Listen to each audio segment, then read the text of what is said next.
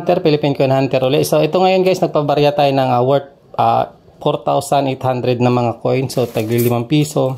Di ko na lang ipapakita sa inyo kung paano tayo maghanap. So pakita ko na sa inyo kung ano yung mga mahanap natin mamaya.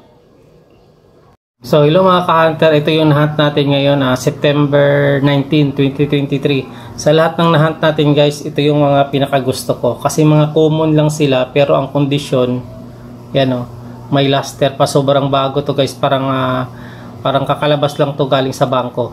Kaya ito, ilalagay ko to sa pinaka-collection ko. Kasi hindi pa ganito kaganda yung ano ko, ang collection ko ng 2009 na ganito. So sa camera kasi guys, sobrang kita yung pinong-pino yung ano, yung mga pinong gas, pero di sa personal po wala po talaga siya. Yan o, may luster pa yan o. Yung tumatakbo-takbo na yan na parang kumikinang. So ito din, pinaka-paborito ko rin to.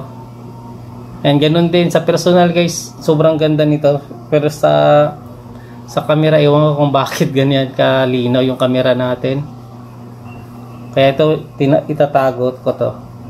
So, ito yung mga common lang din to guys. Pero sa 1995, maganda na to sa 1995 na condition niya. So, lilinisin natin to. Yan yung gusto natin matanggal. Kaya kailangan natin magtanggal. Yan mga yan. Ito pala 2019, tatlo. So, ito din lilinisin natin. Bago natin magtago, tanggalin natin yung mga yan. Ayan, kulay green na yan. Nakasisira yan. Tapos, siyempre, linisan talaga natin siya ng baking soda. Tapos, ito din. UNC condition din to guys. Oh, sobrang ganda nito.